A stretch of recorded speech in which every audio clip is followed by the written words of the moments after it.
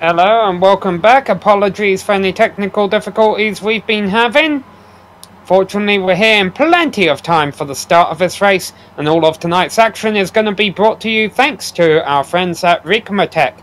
Ricmatech is the most complete source for all sim racing hardware. They have it all from starter kits and do-it-yourself plans to professional level gear and complete motion simulators. They fabricate adapters, modification kits and high-end hardware in addition to carrying a complete line of specialty products from major brands. We also want to thank our friends at the iRacing Esports Network who are broadcasting this for us tonight. Of course, plenty of other series from plenty of other iRacing broadcast companies are shown on the iRacing Esports Network, so be sure to subscribe to those guys if you haven't already.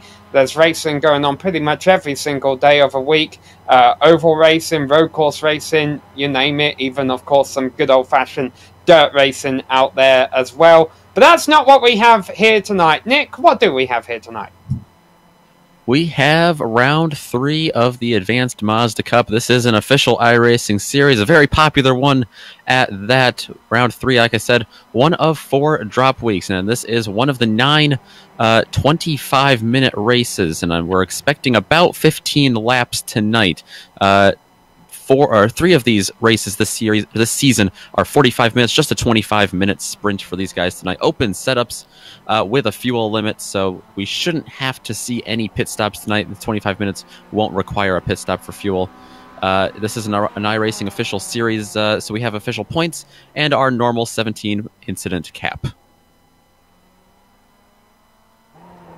Alright, we're 2 rounds into the season, so let's take a quick look at our championship. We mentioned Robert Hartley has taken the 2 strength of field victories, and when we pull up a point standing, sure enough, you see Hartley with a 64-point lead already over Nice, which is a nice comfortable points lead after just 2 races so far in the season. You see a lot of position changes going on behind some drivers, plus 15, plus 6.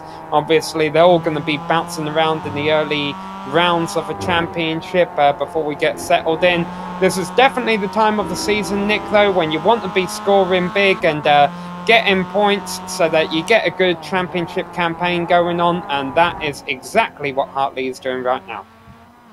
Absolutely. Definitely the time to get points and rack up as many good finishes as you can, but man, Robert Hartley has just been dominant these first 2 weeks. He didn't lead all of the laps at Spa, but of course the drafting there makes it very difficult to do so. He did dominate Imola, leading all of the laps there, and right now he's sitting atop the leaderboard for qualifying here at Okayama. I wouldn't be surprised if we see that again. Well, I wouldn't be surprised either, because qualifying is over and Robert Hartley has taken pole position with Sonny Kanchin to his outside. We'll see if Sonny can finally get that victory. Sonny, rather. Jeff Lovell will be starting from 3rd place ahead of Travis Schwenke. Christopher Sanchez and David Patton are on row number 3. Behind them are Joey Baloof and George Fike, and Travis Wallace and Atushi Maida round out the top 10. Row 6 goes to Matthew Martel and Arturi Soriate, Christopher Lapris and Grayson Badoli, Iria Daggy rounding out the top 15. Mario Gerard, the last driver to get a qualifying time in, he starts 16th in front of Mike Dam, who has had some impressive racing so far this season. He's going to be 17th. Behind him, Fabio Zamperlini, Dan Cascanete, and Abdulrahman Al-Sarami. Alright, and all the cars getting gridded up. 20 cars, this is the top of 2 splits going on. So a lot of points should be up for grabs for our front runners. This is a free iRacing track. As soon as you subscribe to iRacing, Okayama is one of the tracks that comes with the service. As a result, that means normally we do see more participation at this circuit. Still waiting for our 2 main stars of the series so far, Robert and Sony, to get gridded up there on the front row. There Sony's car is, with our very own GSRC logo sported on the hood of his number 2 machine today. He has the 2nd highest die rating. He'll be starting from the inside, but he doesn't have a racing line. That award goes to Robert Hartley. He'll be starting on the outside from the pole position as the lights come up.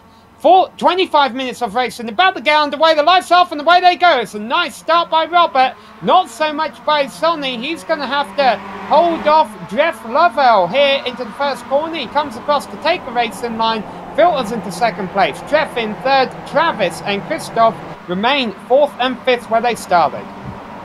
Turn 1 is normally pretty clean. Turn 2, that's sometimes when it gets really hairy here. Everyone really got to be on their toes as they go through their single file. And now working their way down towards the back straight. They go through this long right-hand. A lot of these turns at this circuit, they normally go by in a hurry if you're in a high downforce car. Not so much for these and the others. They just go on and on. And that's exactly what the straight does right here. A long run down the back straight, down to the hairpin. And that is definitely an overtaking opportunity. We might be about to see one for fourth position. Schwenke trying to hold off Sanchez. No pass though. And Hartley and Cantrin almost made a bit of contact in their battle for the lead as well. Some cars very close. Don't see much changing for position going on though, but still very early on in the event. Yeah, lots of clean racing there on the first lap, especially going down into that turn. You're going all the way from fifth gear down into second gear a lot of times in these cars. Really got to mash the brakes, and now here they go through the really tight technical part of the circuit. Another good spot to set up a pass on someone. And that's exactly what Schwenke just did on Jeff Lovell to take third place going through that chicane. However, it has cost them both time to the leaders. So Hartley leading Cantrin as they come out the final turn around to complete lap 1. Again, this isn't a race based on laps. It's based on the time distance. We'll probably do about 15 laps here today. And already you see the car swerving down the front straight, trying to break a slipstream to their competitors behind them. Yeah, even this early in the race, you see drivers like Robert Hartley do that, as we had Schwenke just dip off the track a little bit. He's all right. But yeah, the drivers weaving on the front stretch there and on the back stretch here to try to break that draft. These positions so crucial in these Mazdas just because they are slower cars and they really rely on the draft. And like you said earlier, how Cantrin and Hartley were getting away. That's another thing. These cars are really really fond of pack racing and really fond of staying in a line and hooked up with each other. And one thing they're going to have to watch here, they don't want to let Hartley and Cantrin get away. But Hartley and Cantrin are drafting each other strongly, pulling away from this battle for third through fifth that we've been keeping an eye on, with Schwenke ahead of Lovell and Sanchez, who's been handing out in fifth there. We saw that pass for third on lap 1. That is the only change of the full position in the top 10 so far as we come around to complete lap 2.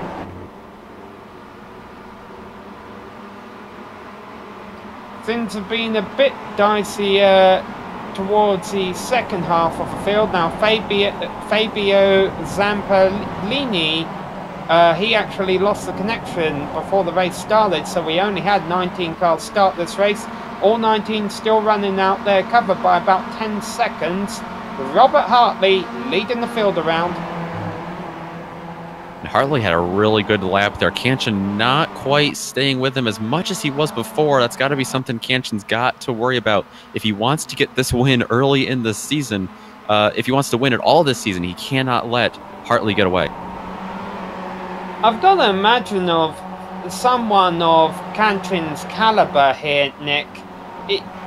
He can't be thinking, hey, I just need to get a consistent finish. You know, he's got to look at the fact that it's the third round of a championship and he's quite in deficit of points. He knows how to win.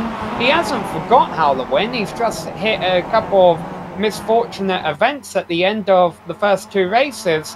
I've got to imagine, even though, yes, he would love just a consistent result, a podium, he's got to go for the W. Yeah, absolutely. Consecutive podiums are great, and especially when you can string them all throughout the season. And it looks like he thought about making a pass there. Not quite. He got real close there to the back of Hartley. But, yeah, he's really got to start going for these wins. And I know he is going for the wins, but he's really got to start making that happen, as you can see them all using up 100% of this track right now.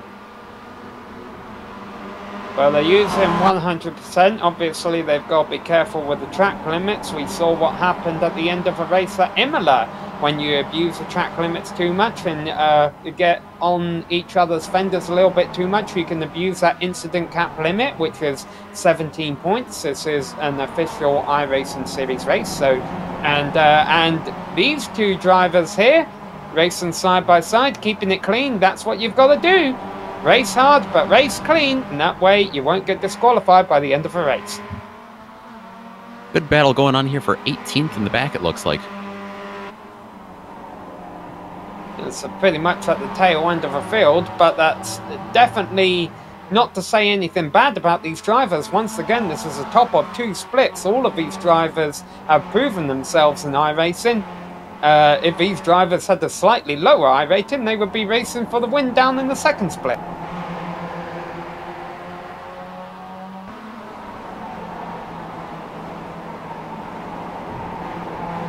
Battle for fifth still hasn't broke up too much with, well, I say that, Travis has pulled away from them, but then Lovell, Sanchez and Patton all still quite close together.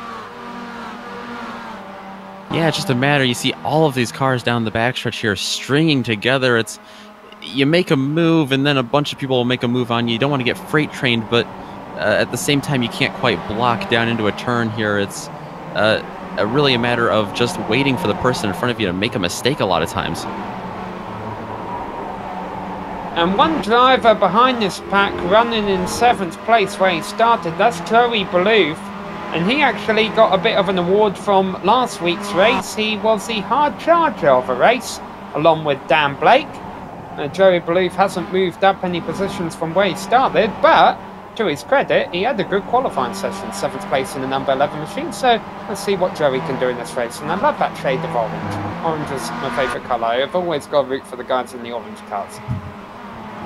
Yeah, Balouf started 16th last week, made his way all the way up to 8th, so I don't believe he was able to get a qualifying lap time in last week at Imola, but he was able to today, and running 7th right now. Another driver who got an award last week, that wasn't the win that he would have liked, was of course Sonny Cantrin. He got the fastest lap of a race award. He's obviously looking for more than the fastest lap. He's still poking his nose out a bit here on Hartley.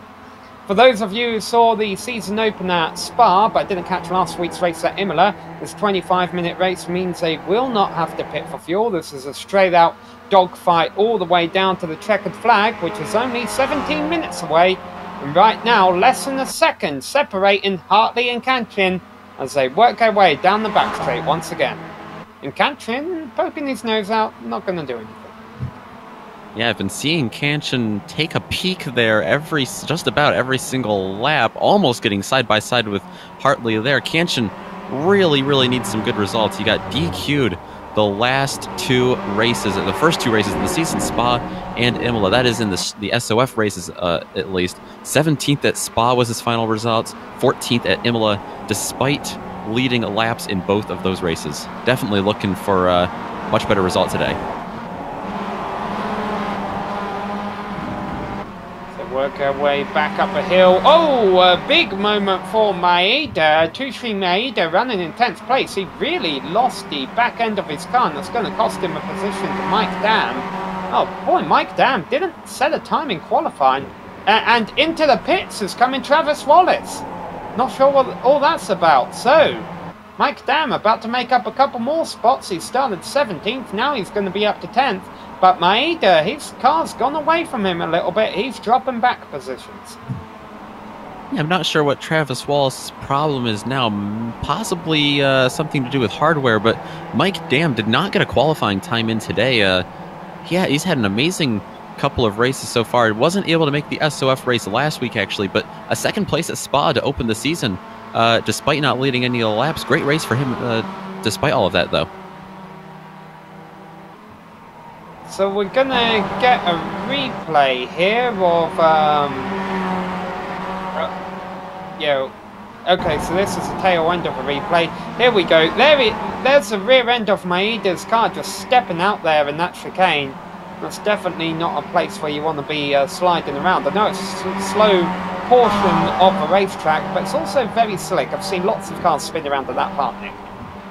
Yeah, it's really hard to get the power down and get any traction there. You're kind of fluctuating back between second and third gear normally there in these cars, and it's really difficult for them to try to get the power down and keep the wheel straight, especially when you're side by side trying to hold line. And another thing I've noticed recently at Okayama when I've done races here is that weather is quite variable, not necessarily temperature-wise, but the winds. You really do get strong and unpredictable winds here, and sometimes that can throw you off. There you see, right now we have a westerly wind at 12 miles an hour. When I looked a moment ago, it was only 3 miles an hour. Yeah, and the part you probably feel that the most is up on that hilly section, which is the exact same spot we were just talking about with the low traction and the tight, twisty turns. So really easy to get windy up there in the mountain.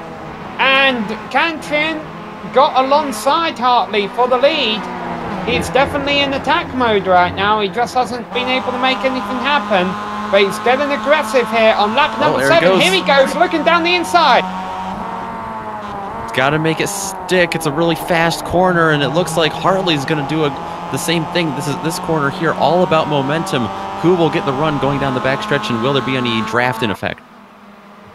And how much popcorn has Travis Frankie cooked back there? As into the grass goes Cantrin, but he has the position. Hartley, though, now he is going to be the aggressor, but just not yet. Cantrin trying to weave his way. We were talking about earlier, weaving your way to try to break the draft behind you, but all the way into the grass trying to break that draft with Hartley. Cantrin really wants that position over him. So you see the top 3 tightening up. You also see at the tail end there as we ride off the rear bump of Cantrin's car that the battle for 4th is also quite tight still between Lovell, Sanchez and Patson. Hartley's still looking here. Yeah, what's he going to do when they get back up to the front straight? That's obviously a good passing opportunity.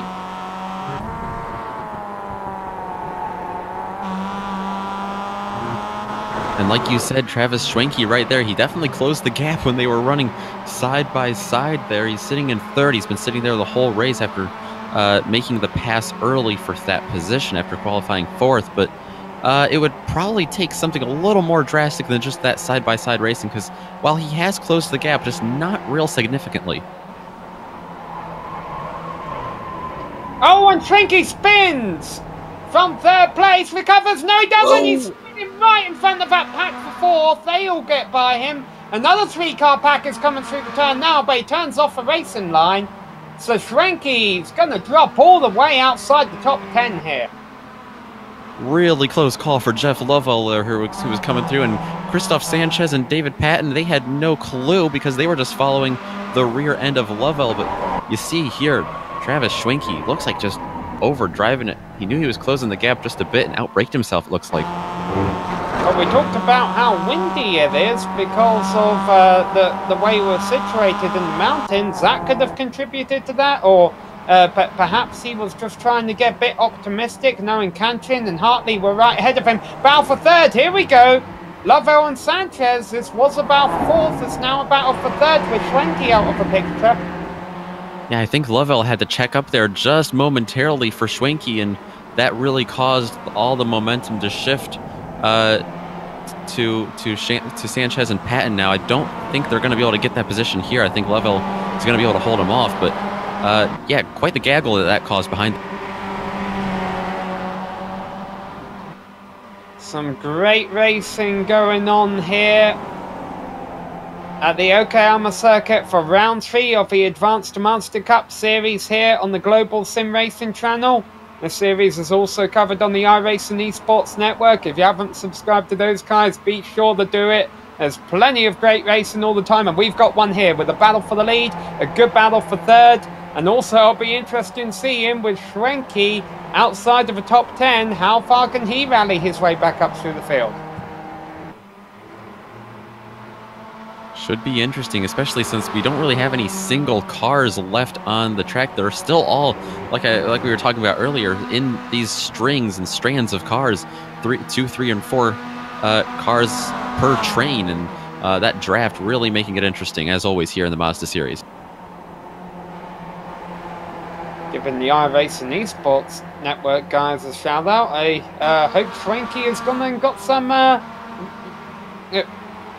Rigmatech swag there. You know, maybe that kind of equipment would help him get him back up into this top 10 here. He's got 10 minutes left to do it. Man, this is a nice little gaggle of cars, though. Not going to make life easy. I don't know if Schwenke's using Rigmatech gear, but I know a lot of other drivers in this series are. I've been seeing a lot of windshield banners sporting Rigmatech. Well, he's got one position. Here he goes, looking underneath Martel. Martel was out out there. He was in the top 10 briefly. Now shuffled back down to 11th. Now Schwenke, if he wants to get ninth place. Oh, and Martel's top 10 is fading away from him because he overshot that. And Maeda might think about getting 11th from him, but not just yet. So Schwenke's next victim is Arturi Sarati, who has actually been one of our bigger movers of a race from 12th up to 9th. But while all this has been going on, Mike Dam has passed all these guys and pulled away from them. He's actually running all the way up in 6th now from 17th on the grid. Man, what a race there from Mike Dam. That's a really good race to move up from 17th to 6th. And this is only a 25-minute race, and we only have 8 minutes left. So when you do the math, he's done that, all of those spots in a very little time. And all of these guys right behind him knew I'd be broadcasting. They all have orange paint schemes. Alright, some drivers running towards the back of the field. We've got some great racing going on back here. Unfortunately, not so for Fabio Zampolini, who had connection issues, but he rejoined the race running back there in 20th place right now. Also, Travis Wallace, remember he had that unscheduled pit stop early on, so he's all the way back down in 19th. But then things get interesting when we get up to 16th through 18th. They have a nice little three-way battle going on between Al Sarami, Grayson Badoli, and Mario Girard, all covered by just a few seconds in the little battle there. We were talking about this battle earlier in the race when things up front were a little slower. They're still battling back here for 16th position. All of these positions really matter for sake of points in this series, of course. And they're running out of time with which to resolve these battles, because as the leaders come across the line, we estimate 5 more laps left to go. Cantrin is your leader, ahead of Hartley, Lovell, Sanchez, Patton in 5th, Dam in 6th, Bluth, Fike, Schwenke and Sarati now rounding up the top 10. Schwenke has already worked his way back up to 9th. That battle for 3rd is still brewing pretty nicely. Jeff Lovell able to hold him off for now, but it's still Sanchez and Patton riding nose to tail right behind him. I've been seeing them. They've been bunching up tighter and tighter into the corners here, like you see right there. They're tight. The 2 leaders are still tight as well. Cantering ahead of Hartley. In fact, I think Hartley might be thinking about making a move in the hairpin. On the outside, it's the outside here. It turns into the inside in the next turn, but that position has gone away for Hartley. He's going to have to sit in 2nd still. But a great spot here into the track to get a run on someone. But Canshin's so good through there as well. Yeah, the battle for 1st was broke up a bit, but the battle for 3rd is still on. Sanchez was really putting up a fight against Lovell. He's actually just came off short on that, though. He got a bad run out of left-hander, and Patton almost thought about taking 4th from him. Still might think about it, but I think Sanchez has been able to recover now. That right-hander they just came off, it feels like it goes on forever, especially in these underpowered cars. A lot of these turns here, Sam, at Okayama, they feel like they go on forever, especially because they're turns where you can't quite get the power all the way down, but they're not turns where you can just let off and coast or right through them. They're those half-throttle turns that really get you here. Hartley is still all over the back of Cantrin. There may be 4 laps still to go, which is quite a ways around here. and it could be decided by a last lap draft pass, but Hartley's not taking his chances. I think he wants that lead now. This is not too bad of a turn to try that outside. Sometimes you get a better run with more momentum here, and if you can get just up side by side with Kanchan, and he's not able to yet, but he's got a big draft coming, but if he gets side by side, he's going to try it again. He was on the outside last time, couldn't make it work. We'll see what he can do down here into the turn. Once again, really pinching him down towards the inside, but Kanchan is unfazed. He hits his marks. He remains in the top position. We'll be coming to about 3 laps left to go at the line. Another thing that will be worth keeping an eye on in that second backpack we've been watching is that Mike Dam is running those guys down, so we'll see what Dam can do by the end. But who's going to win? Kanchan has the lead, and he has not had a good finish yet this season. Hartley is in second. He's won the opening 2 races, would love to go 3 for 3 and extend his points lead heading into next week's race at Mosport. They're using up the entire track still as they go off just barely into the gravel pit there, but yeah, really tough lap there for Hartley because Kanchan really hitting his marks 100% accurately, and Kanchan doing a great job out braking Hartley as well, especially when he's been on the inside line. Sometimes when you have the whole track to yourself, you can do that well, but when you're on the inside and you haven't really practiced that line a whole lot, well, it looks like Kanchan has, because he's able to do that very well through these turns.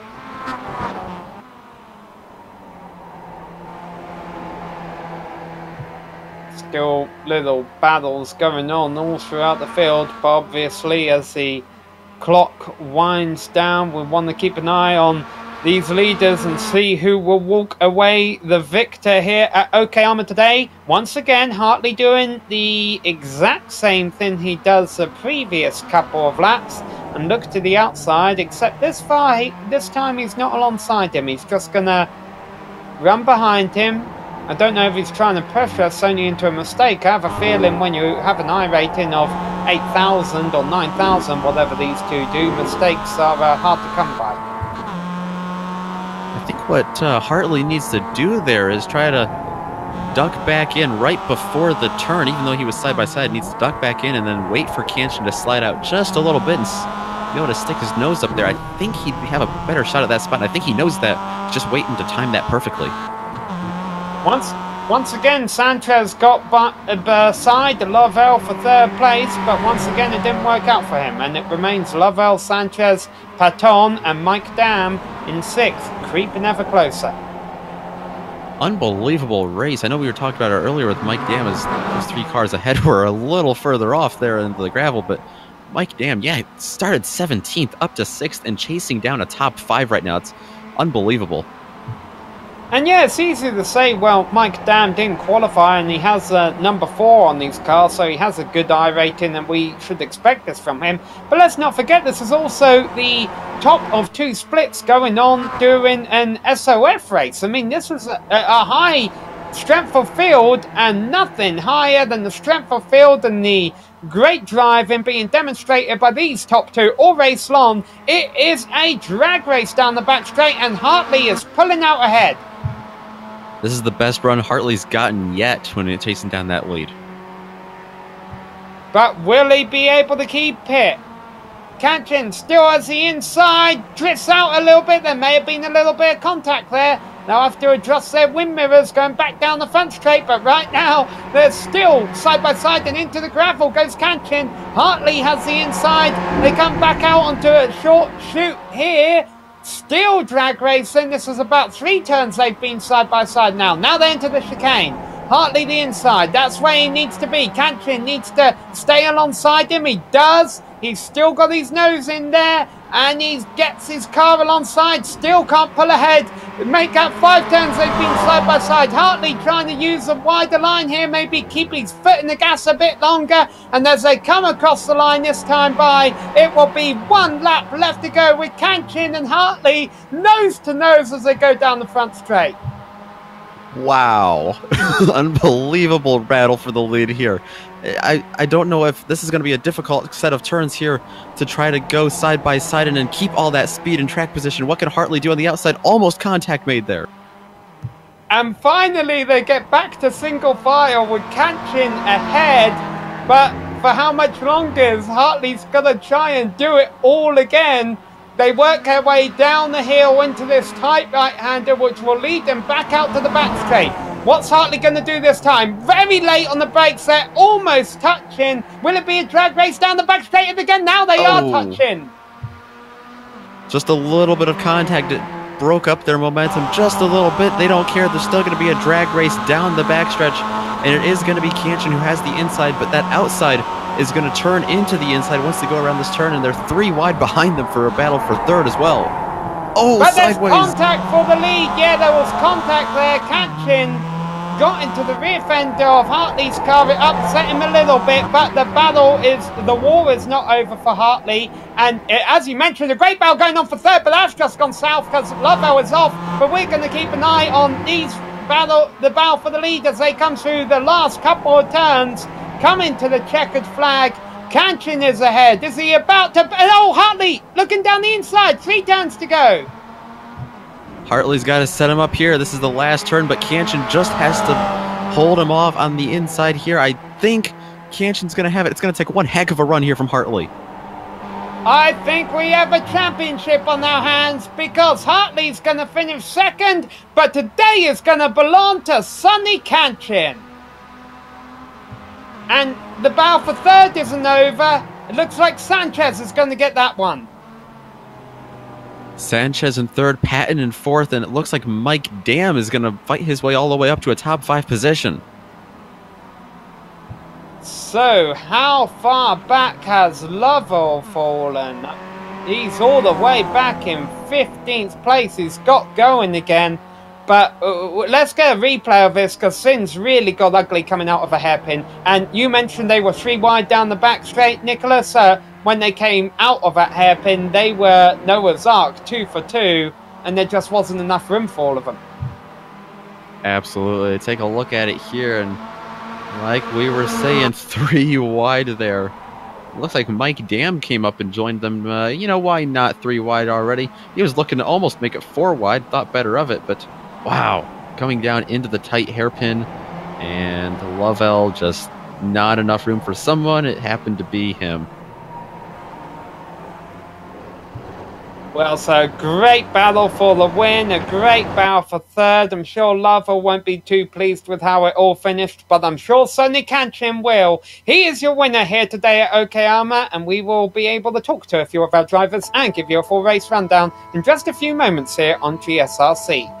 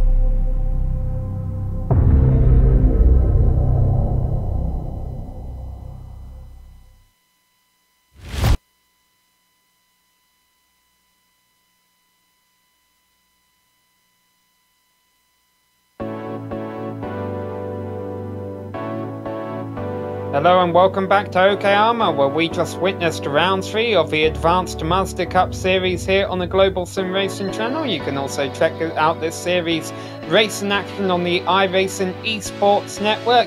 Be sure to subscribe to those guys. Plenty of great racing from plenty of different broadcast outlets, different series they cover, dirt, road, oval, you name it, they've got it. It's always fun to watch what is out there going on in the iRacing world. And lots of those drivers use Rikmatech products. Rikmatech is the most complete source for all sim racing hardware. They have it all from starter kits and do-it-yourself plans to professional level gear and complete motion simulators. They fabricate adapters, modification kits and high-end hardware, in addition to carrying a complete line of specialty products from major brands. And that edge on competition that products such as that can give you can allow you to put on some great shows today, and great shows out there, and we definitely saw one today. None better than the battle for the lead we had going on there at the end, which was eventually won by Sonny Kanchin ahead of Robert Hartley for the first time this season. He's going to have to settle for silver. Christoph Sanchez brought his number 6 car home in the 3rd place on the podium. David Patton in 4th, and then Mike Dam all the way from 17th up to 5th. Joey Balouf came home in 6th place from 7th on the grid ahead of George Fike in 7th. Schrenke, after spinning from 3rd, fell all the way back down outside the top 10. He came back to finish 8th ahead of Arturi Sarati in 9th position ahead of Matthew Martel, rounding out our top 10. 11th place goes to Atsushi Maeda. We saw him run into some trouble, as well as some other drivers there. Christopher Lapras, quiet race. He's going to go from 13th to 12th. Ari Adagi went from 15th to 13th, and then Dan Cascanet, 19th to 14th is where he'll finish. Jeff Lovell, what can you say? He drove an amazing race until just that slight slip up on the last lap when there's just no room for him. Finishes 15th, but a great race nonetheless, starting from P3. And we were monitoring that battle briefly for 16th, 17th, and 18th. That has been won by Abdurrahman Al-Sarami. He's going to finish 16th. Mario Girard, 17th. Grayson Bedoli, 18th. Travis Wallace had that unexpected pit stop early. He's going to finish 19th. And Fabio Zamperlini, who had some technical issues earlier, he is going to round out the field in P20. Well, we did have Sonny Kanchin here in the ready for interview booth, but then he wandered away. I guess he heard that I was commentating. Sonny, don't worry, we'll get Nick to interview you if you come back. Don't worry, it won't be me. It won't be me. Well, let's discuss this race and this season a little bit for a while, Nick, while we're waiting for Sonny to get the message. It's been good. I mean, we've definitely seen 3 different races at Spa, Imola, and here. But one thing has remained the same at every single race, and that's that the battle for the win has gone down to the final lap. Absolutely, and I don't think that that's going to change at all this season. If you enjoyed these first 3 races, I'd definitely tune into the next 3, because we have Mosport next week, which is an insanely different track than this. And then you have the 45-minute race at Road Atlanta, which is going to be pure insanity. And then Montreal for the 6th race of the season, 25-minute race there. Going to be awesome, just like these 3 were. Hey, and Sonny has shown up, so I'll stay true to my word, Sonny. True to my word. Nick, I'll let you talk to Sonny. All right. Well, Sonny, congratulations on that win. Well, just walk us through that last couple of laps in the battle with Robert during that race. Hey, thank you, Nicholas. Yeah, it was amazing. That could only be possible with someone like Robert. What we've actually side by side throughout the last couple of laps. Honestly, I was just hoping that I stick to my line and just go side by side. I haven't one of the best that I've been through. Actually, no words for it. At the end, made it through. And what I thought I had an advantage was if I kept on the inside of Rob throughout the last lap and the last corner, that's when I had an advantage to being on the inside, and I kind of like stuck to it. But great racing from Rob. I mean, I only have to go back and look at it again to see how I did it, because it was unbelievable. It was just like racing to the finish, and what better way to get it. Absolutely. And the thing I noticed difference, we know we were talking earlier, you didn't have the best of races at Spa and Imola during the SOF race. Sometimes the incident points just get out from under us. But today, you and Robert combined only had 11 incident points together. So pretty clean battle there at the end. Yeah, that's something. That was pretty unfortunate with the incidents in the last couple of races. Just generally not kind of like my kind of driving. I just had to get back to racing the tracks again in the official series, and I think I was a bit nervous in the last couple of races, but that's gone. And now I think I had a good chance to come back in at Okayama. Usually Okayama is no drama most of the time. I love this track, so just did the best I can. At the beginning, though, I was not really confident. I was trying to then started to get comfortable as I was behind Rob, and then went for the kill, I guess. But great racing from Rob again. Full credit to him. Unbelievable finish, as you said. So happy to be come back and win the race, though. So the more races to come, I'm looking forward to. Absolutely. So last question here for you, Sonny. We were talking earlier in the broadcast about the we're just recently talking about this, the upcoming races and how crazy we expect them to be, just like this one. Do you think going into most sport you can mount a championship run and challenge Robert for this thing? Absolutely, that'd be my goal in the new year. So I'm looking forward to it. And Motorsport is one of those tracks that I really love. So it's quite challenging. I love challenge and quite a challenging competition from the likes of Rob and Travis and Mike Dam and others as well who haven't raced before. So it's quite a challenge. So I'm looking forward to it in the new year. Just want to wish you guys happy holidays again, and looking forward to see you in the new year. Happy New Year, guys.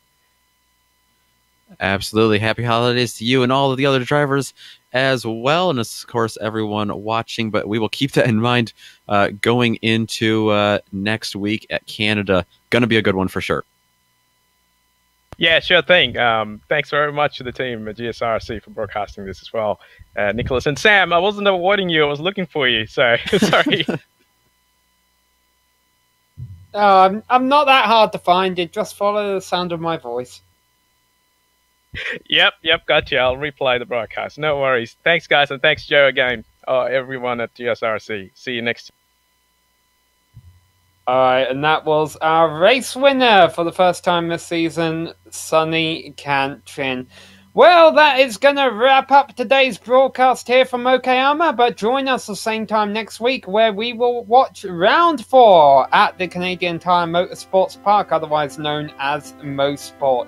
We would like to thank some people without who this broadcast, all this would not be possible. Those, of course, include the guys at the iRacing Esports Network, as well as Rick Matek, and all of the competitors in this series for coming out here tonight and putting on a great show for all of us. And we also have got all of the companies who provide us software and hardware that we use during our broadcasts. We want to thank all of them. They're all there on your screen right now, as well as our music providers, Eric Ekholm and June Lalonde. And there you see how to get a hold of more of their great work. Thanks to the team today, Nick, Joe, and Dougie. If you'd like to find out more about GSRC, you can visit us at globalsimracingchannel.com. We're also on Twitter. We're at GSR Channel. And also, we're on Facebook, so give us a like there. And also check us out on Instagram. We're at GSRC_gram. All of the upcoming races for our other series are listed on your screen now, so be sure to check those out. Mark them down on your calendar, and don't miss another second of exciting racing action. But until next time, race clean, race hard, and we'll see you on the track.